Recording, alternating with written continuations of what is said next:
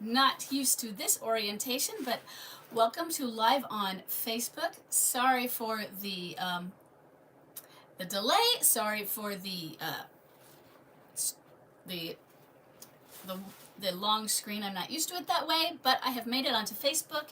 We will try and work out something else for next time. But I am Kendra Ruth from The Hero Spouse, here to answer your questions about marriage and midlife crisis. I am going to head over to the Facebook page to put up a notice that we are here. So give me a moment. I have a few questions to answer, and thank you for the person who submitted several questions that were general, because that's going to help us out with answering questions, and they were excellent. So thank you, Sarah. Those were excellent questions. Let me see. It says, well, the broadcast is waiting for a signal. It should resume shortly. Since I've never done this, it doesn't say. Let me see. So it looks like I'm live for you, but you may not be seeing it yet. So I'm going to continue with, oh no, that's on. That's because it was on something else. So I'm going to continue over to the Facebook page, just to let them know to head over to YouTube. So let me refresh my YouTube here so that we can see that I am here. This one has got to be ended. It looks like it is, thinks it's still going on. So unfortunately, it looks like this.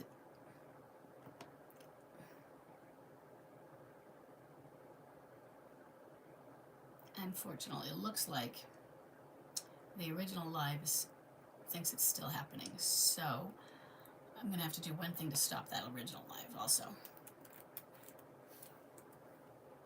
So give me a moment. This is what happens when things glitch. They just keep going because I got kicked out.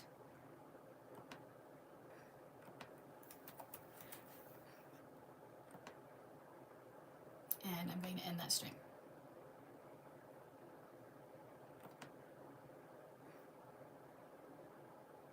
Okay, so that stream has ended. I can see that the other one is live now. So that stream has ended. Okay, good.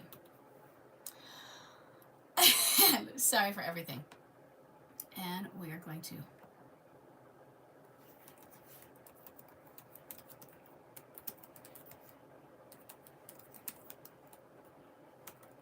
okay.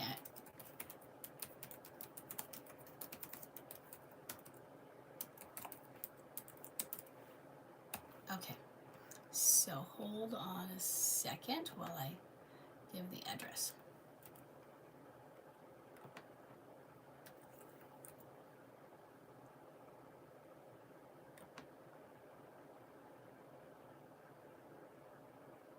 Okay, so let's go.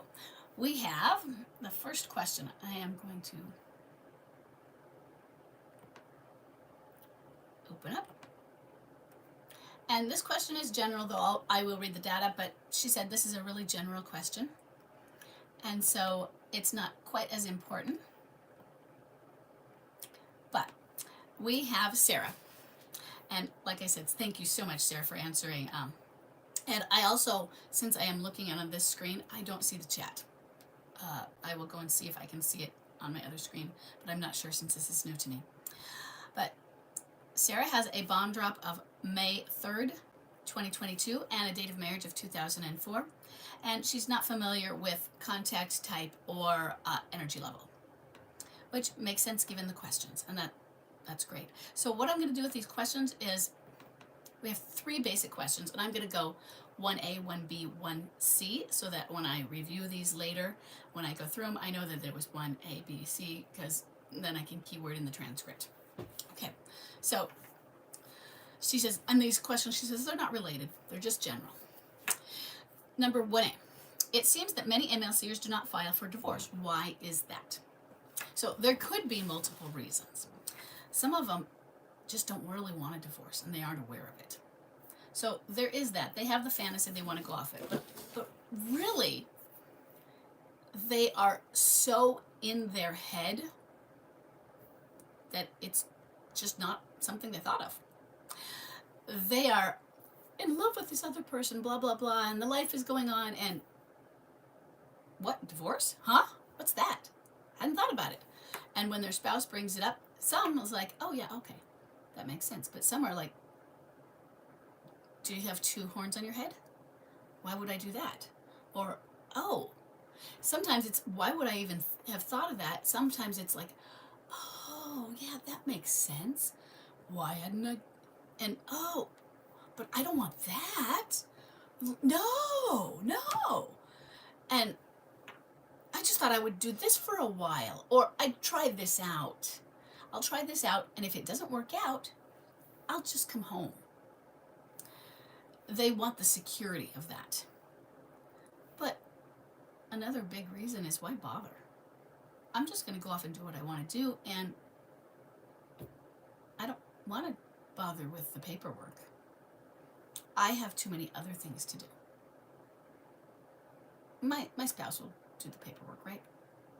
So they are too busy, too focused on all these other things to bother to, and when they do start, they're too busy to continue to do it, bother with the paperwork.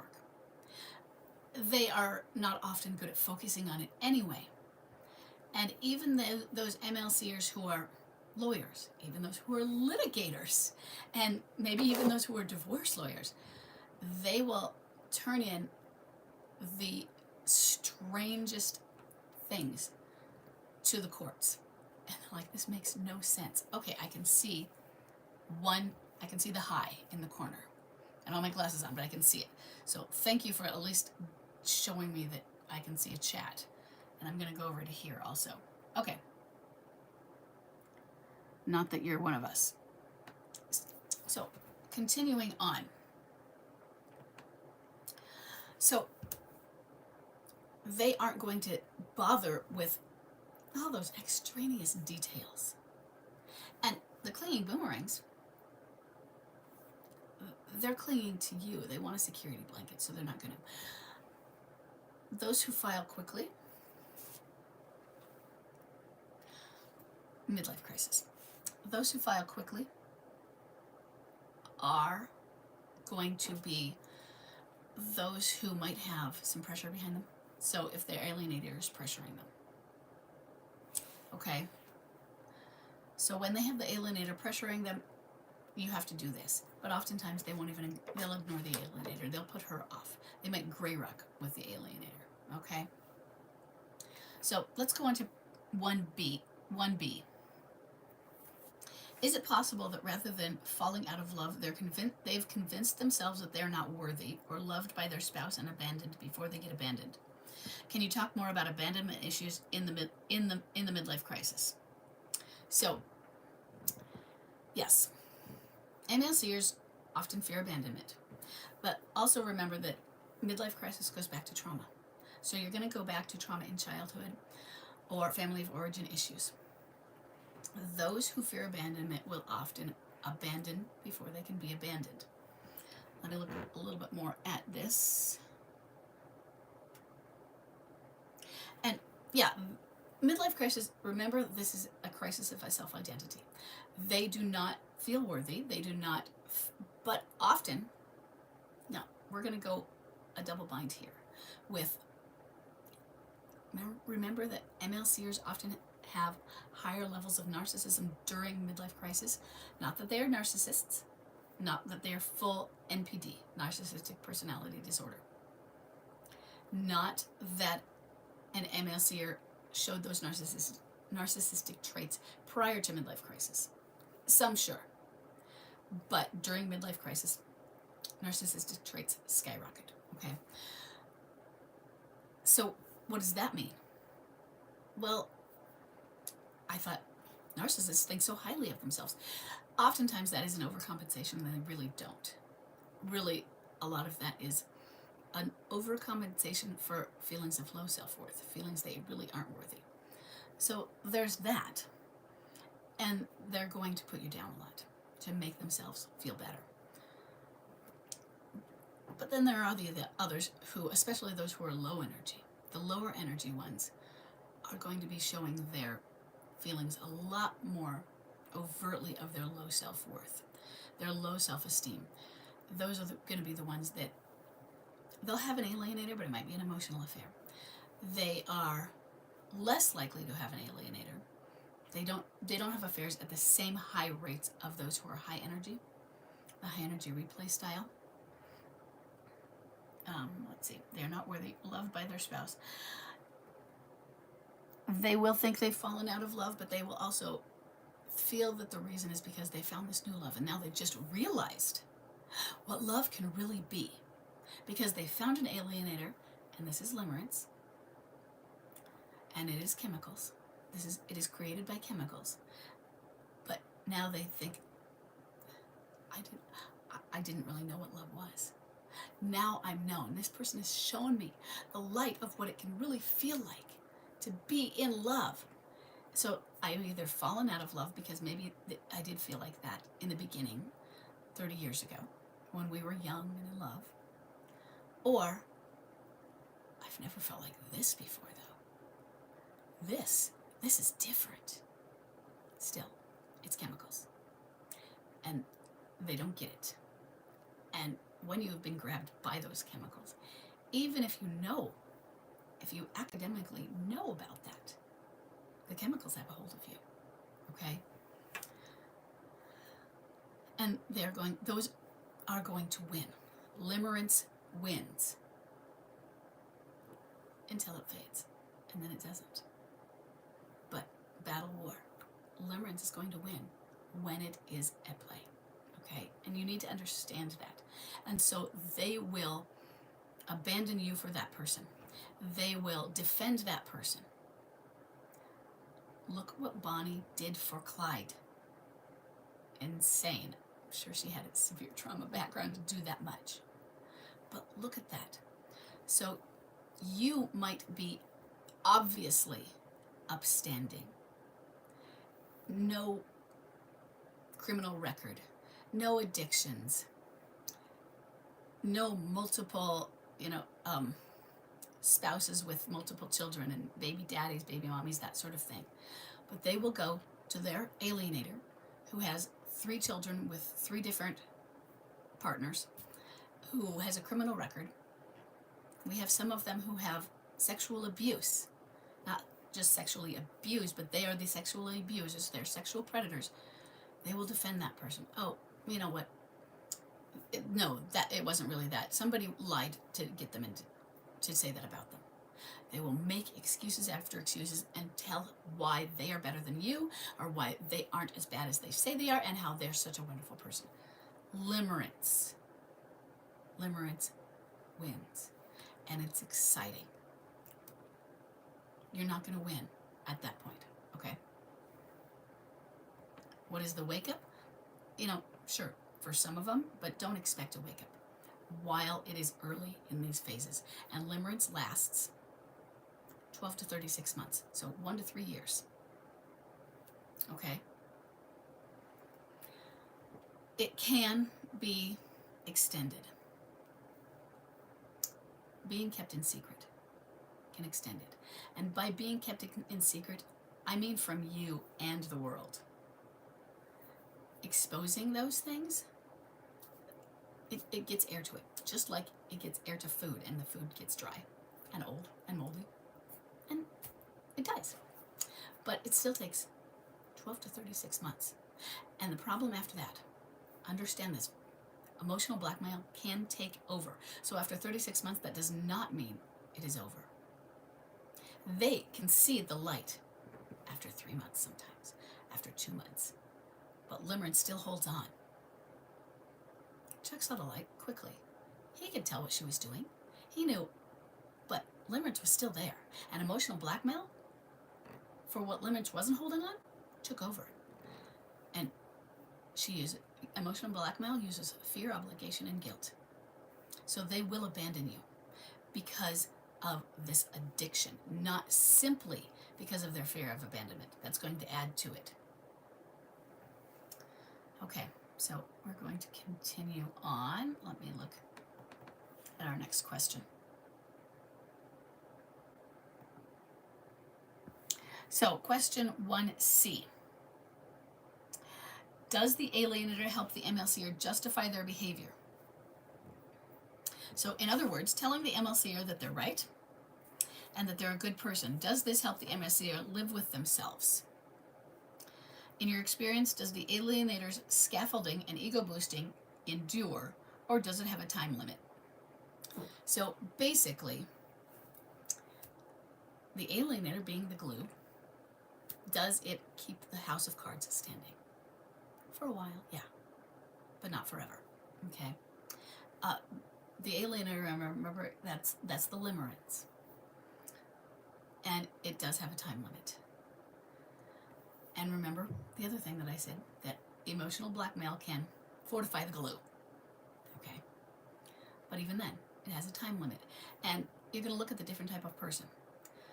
Emotional blackmail will work differently with different person. How passive, how weak, how type A versus, how alpha versus beta maybe your person is. So emotional blackmail, and it could be wrong because I am married to a beta,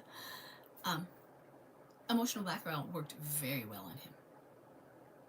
Very well, but I have seen others where it has not worked nearly as well, and they have had a lot more backbone to come through and say no to that. But he didn't have that to withstand it. He had to finally get it, and it took him a lot longer. Okay, it did took him the full 3 years, even though his midlife crisis was a short one. But I've seen others where their midlife crisis may have been longer, but the nature of the alienator relationship was different. It was other things in their crisis. So this fawning over them, this you are the best, you are so wonderful, yeah, that is going to enable them. That is going to enable their narcissistic tendencies. That is one of the ways that narcissists are created. And it sets them up as superior, especially to that alienator even. So what is going to happen, and what do you do about it? You don't do anything about it. There's not, because you can't do anything about it, you have to let them figure it out. You do something about it, you're solving their problem. Do not solve their problem for them. This is theirs to solve. You have to step back, you have to work on yourself, because if you're stepping in and trying to solve their problem for them, you're not working on yourself. You're not doing your healing. You're not doing your detaching work. And you're probably escalating with them. You're probably getting yourself sucked into something. And you're probably creating more anxiety for yourself. You could be creating more depression for yourself. You are spinning with them. And you don't want to do that. You're not healing. And if you're standing for your marriage, you're not being a person that is healed, because you need to be a healed person. Two partners do not complete each other. They complement each other. But you need two whole people to make a healthy and strong marriage. And reconciliation, it's not going to start that way. In most cases. It is going to start with an MLCer who is broken. And there may be a lot of fits and starts where it fails. And it fails again. And it fails again. And you need to be strong for that. An understanding of what's going on while setting firm boundaries. This is what's allowed and this is what's not allowed. You are not there to please them. You are not there to do their bidding. You are there and you are to show grace. But you are there to heal yourself right now. You get to be primary also. You get to be important. You take care of your children. You take care of yourself. And you leave them to their crisis. And if you're going to leave them to their crisis and divorce them, that's your choice too. It's okay. I'm going to give you permission. And you don't need mine. I'm going to give you permission because my site is a standard site. I'm going to give you permission to stand for your marriage because that's your choice. And I'm going to give you permission to stop standing. I'm going to give you permission to stop standing for your marriage if that's what you want. Don't let anybody tell you you have to get a divorce. Don't let anybody tell you not to get a divorce, okay? So, the new girlfriend is stalking and creeping on your social media. Well, I am not familiar with social media in the sense of how you do things. Can you block her first? If you are able to block her, do that. What is she doing on your social media? Is she simply just liking things, or is she posting? Is she going to all the friends and blasting things? Trying to do that. Because the best thing to do is not to give her the energy. If she comes in and pushes a like on something, that sort of thing, where it's quiet but you can see her there, do nothing. Don't give her the energy. You could block her, but for the most part, don't give her the energy. It is what, in my experience, men in midlife crisis and alienator males tend toward more narcissistic tendencies. The women in midlife crisis and alienators tend toward borderline tendencies. She's going to be very protective of him. Those who are narcissistic, though, might stalk more also. Okay, women. She just watches any story I put on there and is trying to watch my life. If you're blocking her, will validate her. Well, it might, but she won't be able to watch your life. So does it really matter? I mean, does validating her matter in that way, because she won't be able to watch your life? Or do you want her to watch your life? So in other words, if your life before social media, what if she were standing out in front of your window? Would drawing your curtains validate her, but also give you her privacy, your privacy? So think about first, what's most important to you? Having that privacy of, okay, she got the satisfaction that I walked over to pull the blinds, but unless you're a person that always wants to have the blinds open and it's a pleasant thing for you, and she got you to do something that everybody knows is not your thing, because you're one of those really open people and love that. I don't have blinds on my windows, but I would love to. It's just the kids ruined them. But I would love to have my blinds actually pulled and be able to open and close them. I'm not one who would always have them open. But some people, just open them up to the world. And if that's you, then maybe she'd know, oh, I got her, I bothered her, ooh, I poked her. I get that. But think about what it is that's most important. So, if all she's doing is watching any story, what is she getting out of it? Now, what I mean is, and she might be very much getting a lot, because she's getting information, and is she filing it away for later? And how is she going to use that? And remember that we don't know how somebody is going to use an information that we think is innocuous, that they'll use it against us. And it might not be, it's not like secret information they're going to turn into the FBI. Although these days, you never know. But our sensitivities that they can use against us, not things that are illegal that we did wrong, but things they know about us that then they can use against us because, you're sensitive about your weight, or, your children, and I know where they live. Things like that. What can they do? And I don't know. So you have to determine what's more important and how much energy it is going to be. If all she's doing is watching you, and that could be bad if she's filing things, but you don't know if she is, and you might not know until the evidence comes out and that it happens. She piles it on, or she tells him something. She tells him all these things, or she's just watching, and she is telling him things, but it's really not going to bother.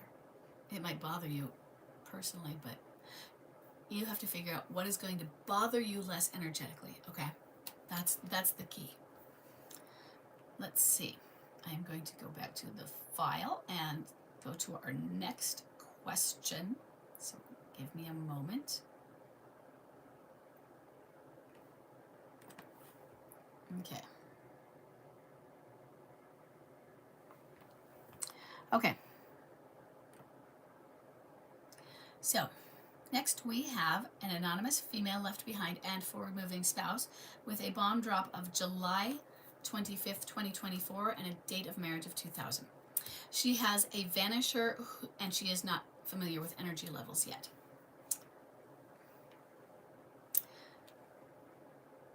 She says, my ML Seer has been gone now for months. Now understand, it is February and this is July. So what is that, about 8 months? 7 months. I will struggle with his moving out. I still struggle with his moving out and the no contact. You should be still struggling after only that much time, okay? It's not a large amount of time, okay? So I want to validate for you that this should still be a struggle. You shouldn't just get over it like that, okay? First, here's why. It's completely opposite of the good man he was. We were inseparable. Now, there was were we inseparable? Too inseparable? Like, were we twinning? Okay. But, or not. Or just everybody says, we were inseparable, we were best friends. He had stress, health issues, our only child got married, and I started seeing issues after this. He just seemed so tired and worn out all the time from work. His job is very stressful, and I think he could not handle it and being married to me. A job and being married, but that's normal. But I did complain about it. So were you complaining about the job? Were you complaining about it in the sense of how it was handling to you? Or were you complaining about, or were you showing concern? You say the word complaining, but was your complaint a concern? Or was it manifesting to him as a complaint? Just wondering.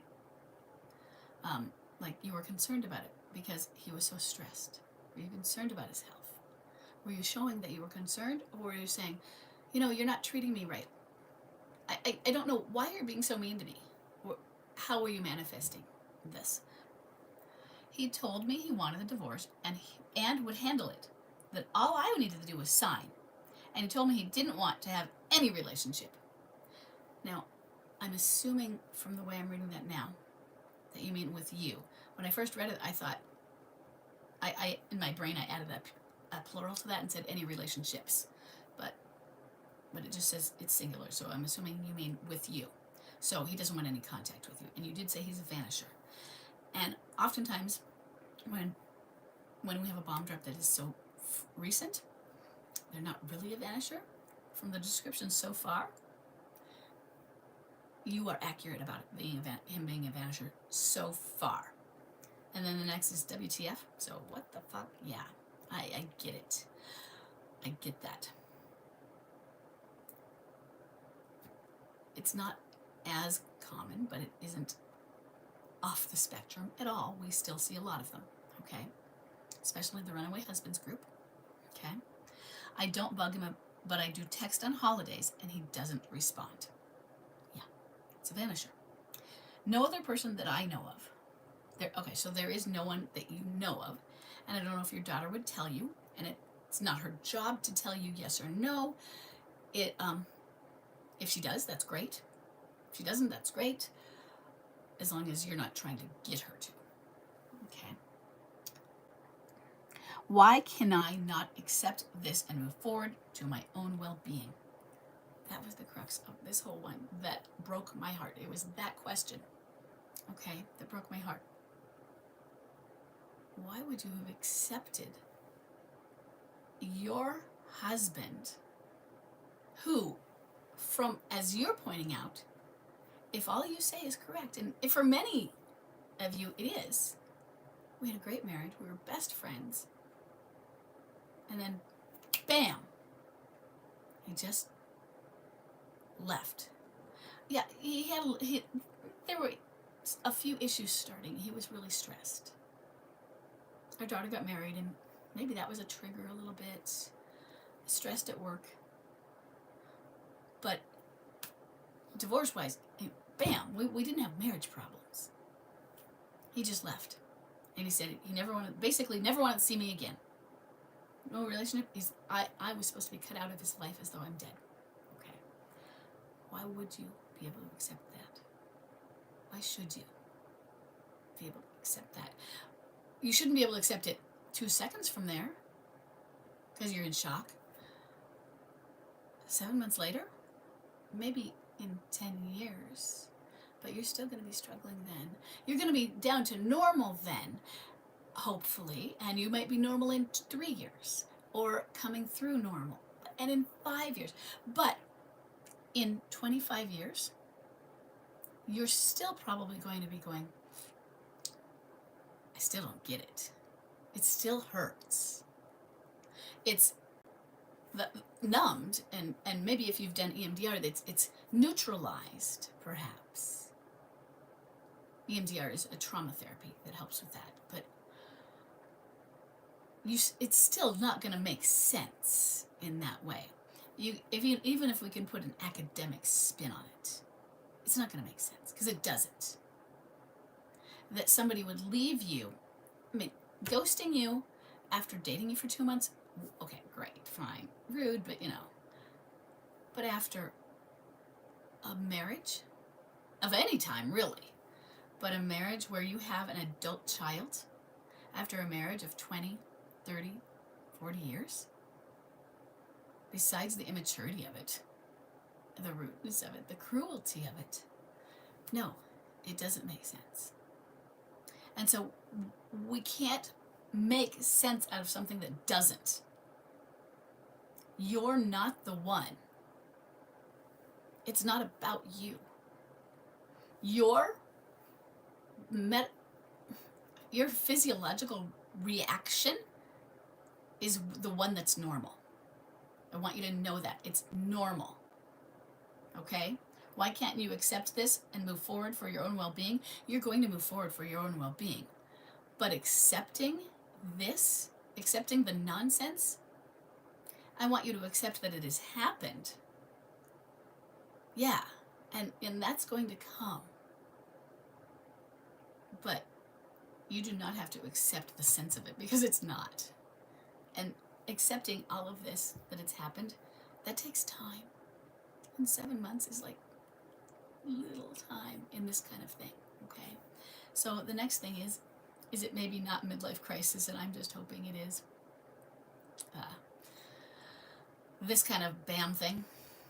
It comes with midlife crisis, yeah. Your spouse is a vanisher, and so when it comes to vanishers, we don't have as many answers, but this is part of the midlife crisis spectrum. So if you went to the questionnaire and asked and tried to answer some of the things, you might not see some of them, because he's gone. And so you might not have seen some of them beforehand because it was so sudden. Although not everybody's even able to recognize the things you recognize. And maybe you were complaining. And he wasn't feeling well, stress, job, that sort of thing. But you're trying to put a label on it, and because that means something.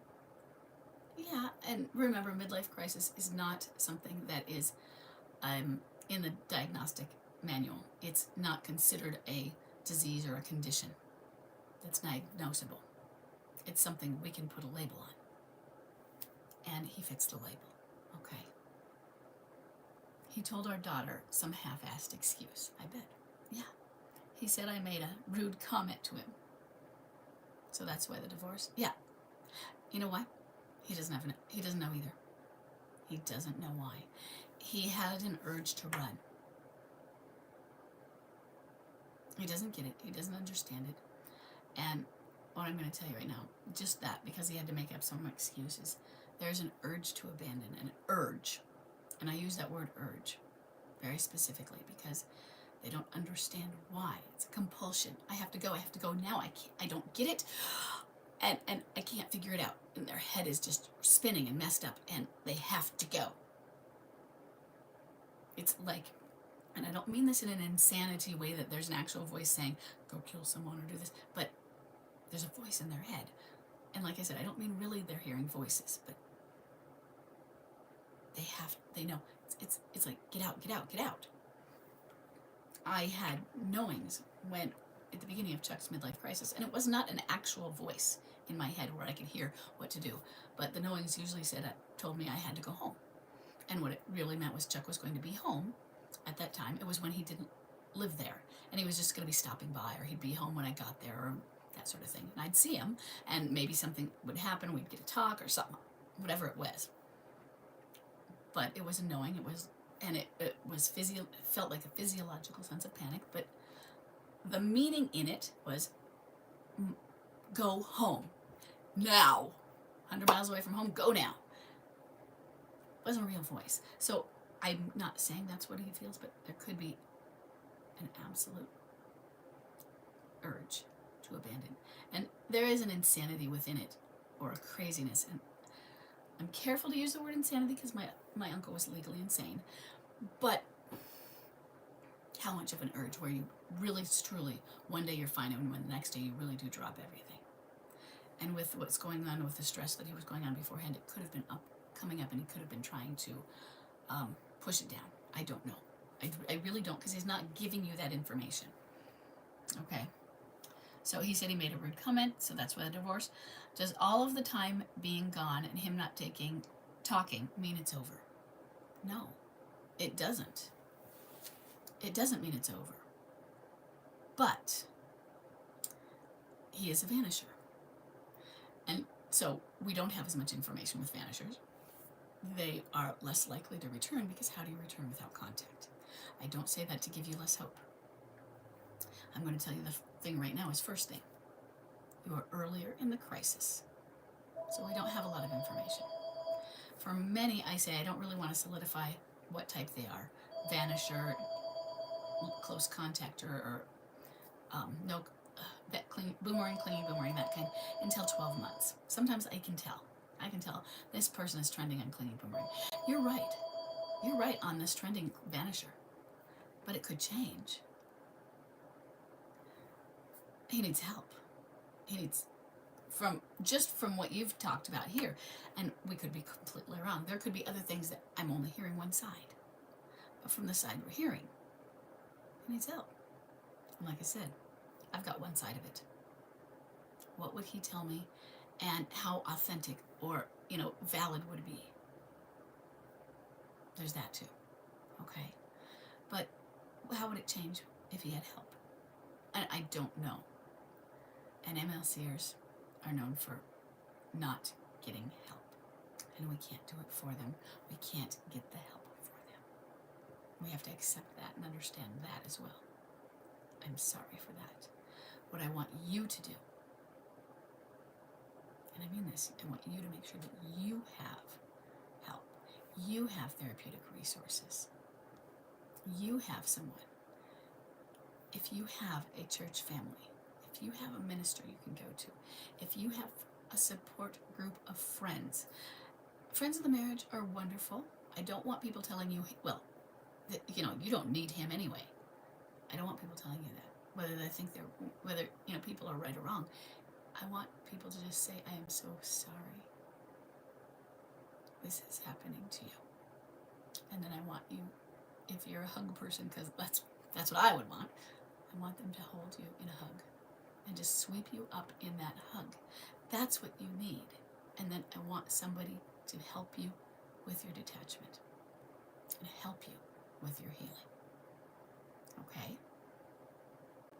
That goes for everybody else out there that's listening. Okay. We have one more.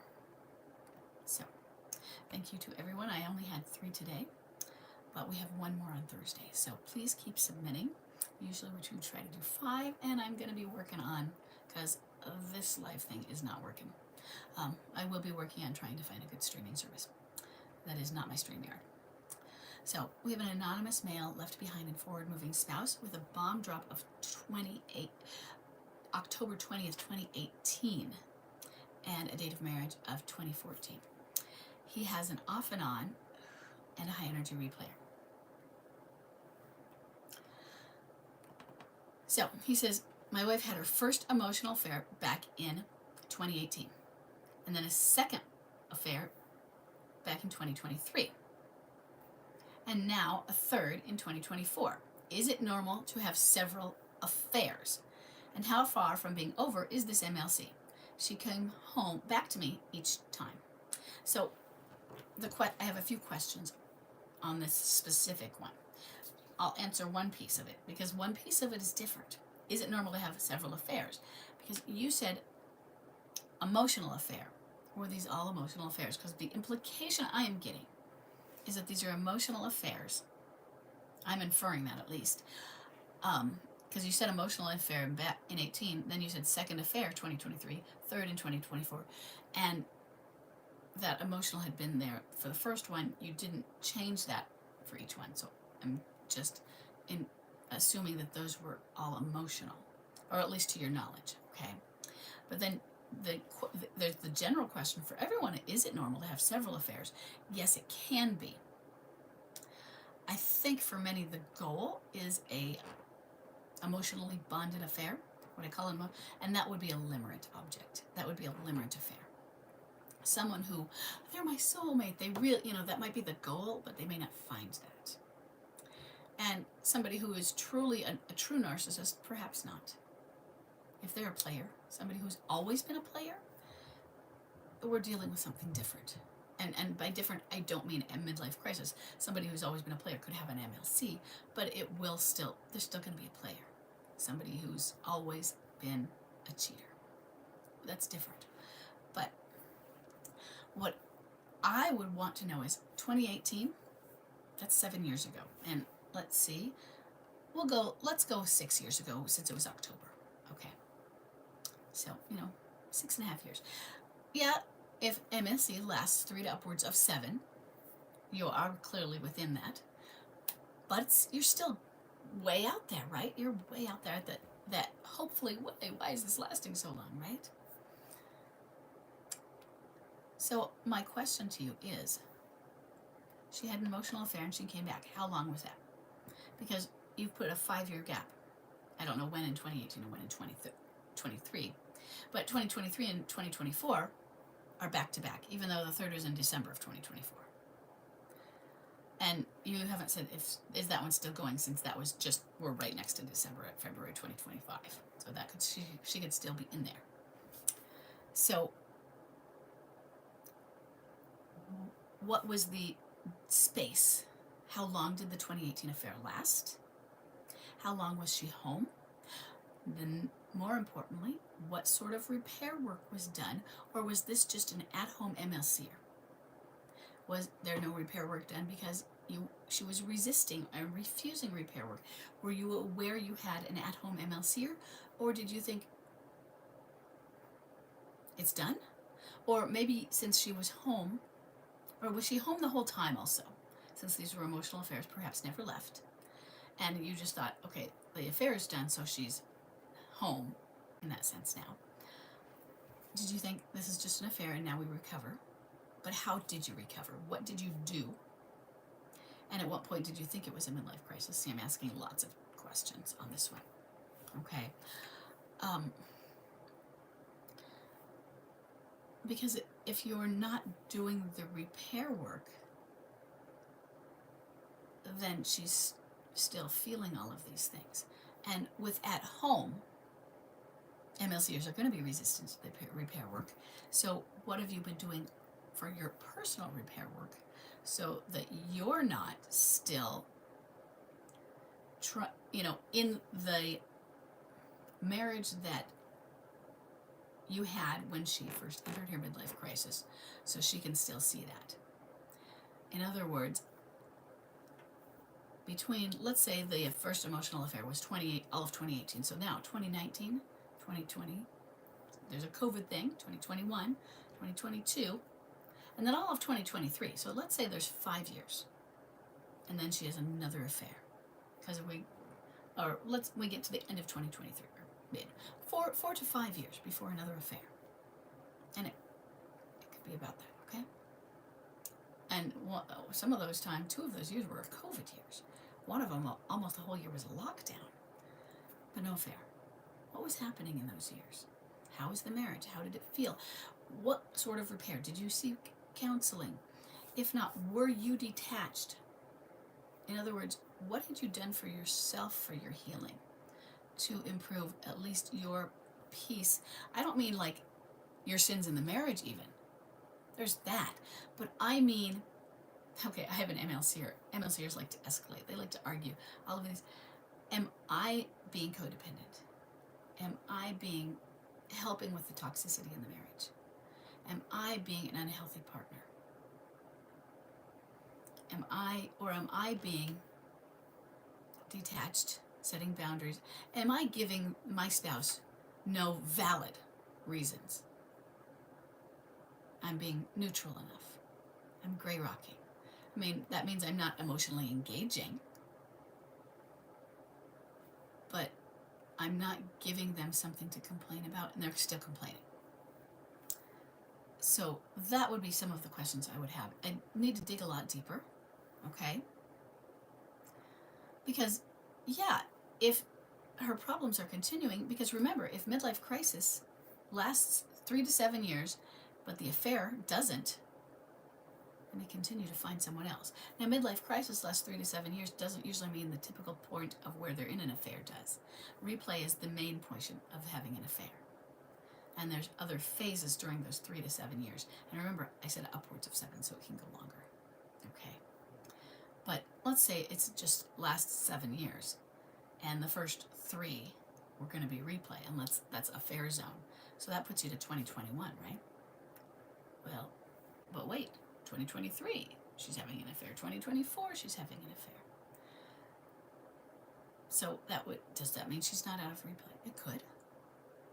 But also look at what are the dynamics. What is she not solving within herself? And that she hasn't had, she's looking for something. She's reaching out for something, and what is it? What is it that she is looking for, that she's trying to find in another person, that is being mirrored? And you might not know, okay?